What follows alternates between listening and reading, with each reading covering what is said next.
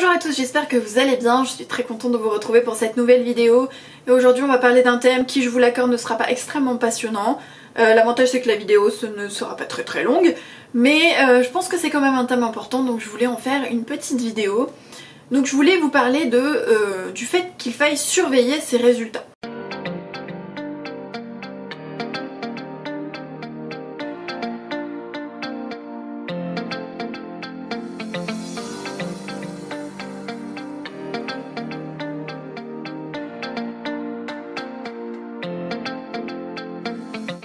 Alors je vais m'expliquer. Quand je parle des résultats, ça veut dire surveiller d'une manière générale l'évolution de ces romans. Quand j'ai commencé avec mon premier roman, je ne surveillais rien du tout. Alors je regardais de temps en temps, mais je ne notais rien et je n'en déduisais rien. Quand j'ai sorti mon second roman, alors je crois que c'est dans le second mais j'ai un doute, je me demande si je l'ai pas fait au troisième. J'ai quand même un doute. Je m'y suis intéressée davantage et là je me suis vraiment mise à surveiller mes résultats. Je vais vous expliquer comment, je vais vous expliquer l'évolution, mais sachez que je ne l'ai pas fait tout de suite, donc si vous ne l'avez pas fait dès le premier roman, ce n'est pas grave. Mais disons qu'ensuite pour rattraper ça a été compliqué, ça a été chiant honnêtement, c'était plus long, donc il vaut mieux le faire dès le début. Donc si vous regardez cette vidéo avant d'avoir sorti votre premier roman, et bah tant mieux pour vous, et pour les autres, et bah tant pis. Alors surveiller les résultats, qu'est-ce que ça veut dire? Ça veut dire vérifier son nombre de ventes. Donc vous savez que par exemple si vous vendez sur Amazon, tous les jours vous avez un graphique sur lequel vous pouvez regarder combien de livres vous avez vendus, combien de formats papier vous avez vendu, combien de pages ont été lues dans la journée. Donc surveiller son nombre de ventes, c'est ça, c'est vérifier chaque jour ou chaque semaine ou chaque mois combien de livres vous avez vendus, en tout cas combien de lecteurs vous avez eu. Surveiller ces résultats, c'est aussi surveiller ses redevances. Donc les redevances, c'est l'argent que vous touchez sur la vente de vos livres et sur la lecture de vos livres via les abonnements. Donc c'est voir chaque mois combien vous allez être rémunéré, ce que vous gagnez sur la vente de vos livres. Là c'est vraiment super important si vous voulez en vivre, si vous voulez devenir auteur à temps plein, parce que ça va vous permettre de déterminer si oui ou non c'est possible, si vous avez besoin d'attendre, si ça évolue positivement ou non. Vous allez aussi remarquer s'il y a des mois où vous vendez moins. Moi par exemple le mois de septembre c'est un mois qui n'est pas très bon. Souvent il y a janvier aussi, donc on est en plein dedans. Mais septembre c'est vraiment un mois, alors est-ce que ça a un rapport avec la rentrée littéraire et donc l'explosion des livres avec les maisons d'édition ou non, mais avec la rentrée scolaire parce que les gens pensent à autre chose, est-ce que c'est le retour de vacances, bref, je ne sais pas. Mais en tout cas c'est vrai que par exemple moi j'ai remarqué que septembre et dans une moindre mesure janvier, ce sont 2 mois où je vends moins, où mes stats chutent un peu. Mais je le sais, c'est normal, donc ça m'inquiète moins, ça m'inquiétait la première fois parce qu'on se dit mince qu'est-ce qui se passe. Avec le recul, avec les années, on se rend compte que c'est récurrent, donc c'est la période où je vois un petit peu moins. Il y a des auteurs où ce sera la même période ou d'autres périodes, ça dépend vraiment, peut-être ça dépend des genres, je ne sais pas. Mais sachez que c'est important de vérifier ses redevances, de vérifier les montants, de voir si on évolue de manière positive. Et puis ça va vous permettre ensuite de voir si vous pouvez en vivre ou non. Troisième vérification, ce sont aussi les commentaires. Donc c'est vérifier combien vous avez de commentaires, si vous avez atteint des paliers, si vous avez de nouveaux commentaires, et notamment des commentaires positifs, parce qu'ensuite vous allez pouvoir les partager notamment sur les réseaux. Donc c'est important de regarder l'évolution de son roman. Moi je déconseille de lire les commentaires négatifs, personnellement je ne les lis plus du tout. Mais disons que ça peut vous servir au début, au sens où il y a des commentaires qui vont peut-être mettre le doigt sur des choses qui vous portent préjudice. Imaginons il y a un gros souci dans votre roman, un souci technique, un souci de typographie, les dialogues qui ne sortent pas bien, ce genre de choses, là si vous le voyez dans le commentaire vous allez pouvoir rectifier le tir. C'est vrai que si vous lisez pas les commentaires, du coup vous allez peut-être passer à côté, même si vous avez vérifié, peut-être que ensuite quand c'est envoyé sur les Kindle ça bug, ça peut arriver. Ce n'est qu'un exemple, mais bon. Personnellement maintenant je lis plus du tout les commentaires négatifs, c'est à dire que les 1 étoile, les 2 étoiles, voire les 3 étoiles, je ne les lis plus du tout. Les 4 et 5 j'essaye de les lire mais pas tout le temps parce que maintenant j'ai pas mal de romans.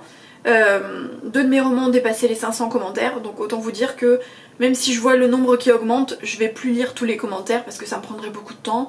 Et donc de temps en temps quand j'ai envie de faire un petit peu de pub pour mes romans, je vais piocher dans les derniers commentaires 5 étoiles qui ont été publiés ou 4 étoiles. Mais c'est vrai que je regarde plus chaque commentaire. Mais quand on démarre, on a tendance à tous les lire.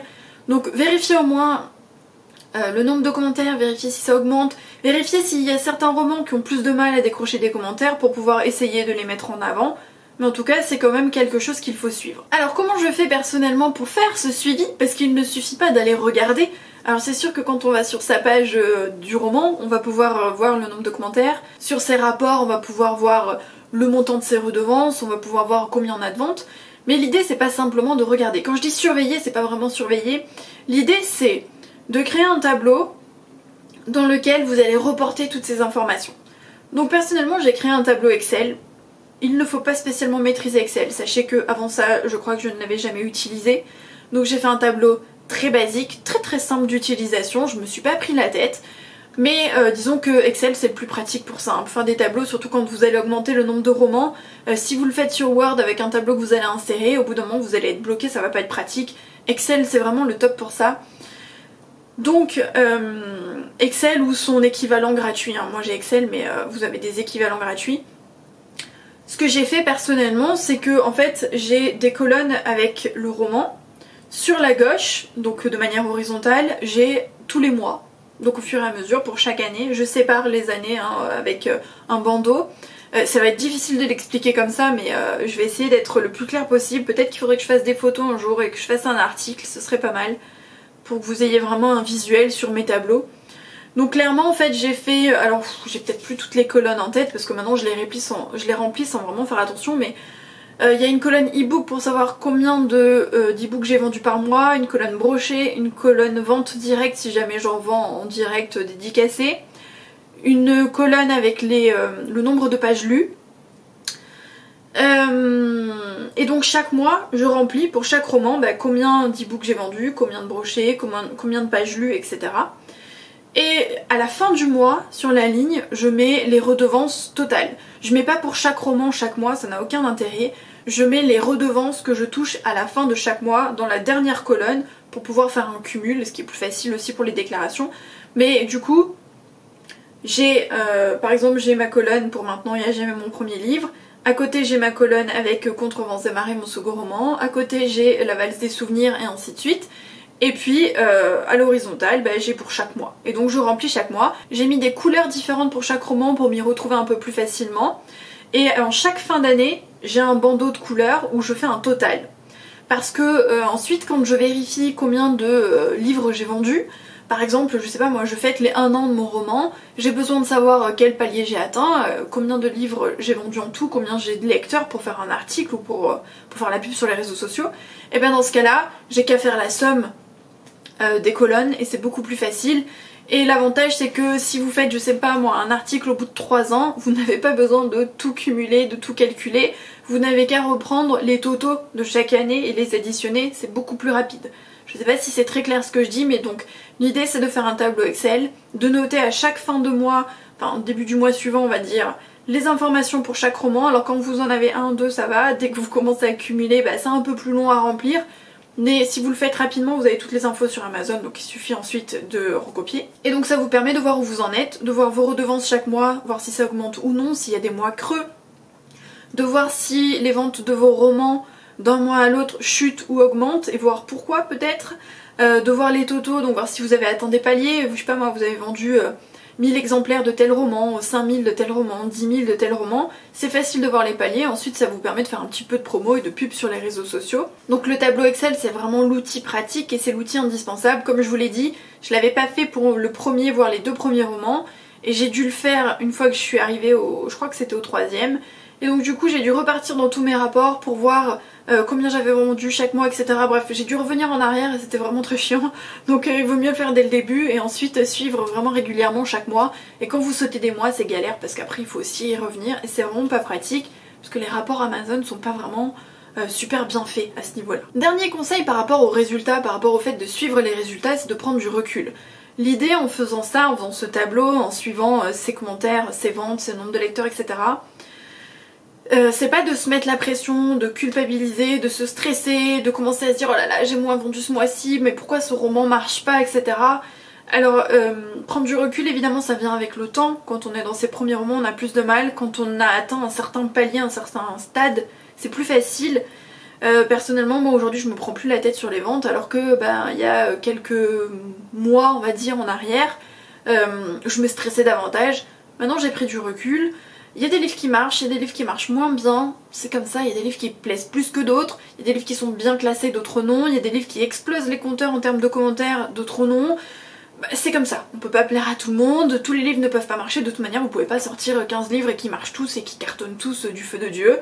C'est pas forcément possible, ça dépend des auteurs, mais bon, en tant qu'auteur auto-édité, c'est moins possible. Mais il faut prendre du recul, il faut essayer d'en faire les bonnes déductions. Voilà, si ça n'a pas marché, il faut se demander pourquoi. Peut-être qu'il y avait un élément spécial, qu'il y avait quelque chose qui a fait que... peut-être c'est une mauvaise période, peut-être le roman, c'était peut-être la couverture qui marchait pas bien, ou c'est la mauvaise période pour le sortir, ou vous n'avez pas fait assez de publicité. Voilà, le fait est qu'il y a des choses qui font que des fois ça marche moins bien, donc il faut prendre du recul sur ses résultats, sur ses redevances, sur son nombre de commentaires, sur son nombre de lecteurs. Il faut éviter de trop comparer les romans parce que comme je vous l'ai dit, il y en a qui marchent et d'autres qui marchent moins bien.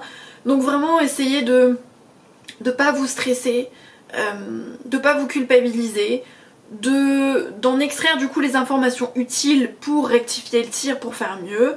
Peut-être d'essayer de rebooster certains romans qui marchent un peu moins bien avec quelques astuces. Mais ce tableau n'est pas là pour vous stresser, c'est juste pour faire un suivi, pour que ce soit pratique, pour avoir une vision d'ensemble sur votre travail, mais surtout pas pour vous mettre la pression.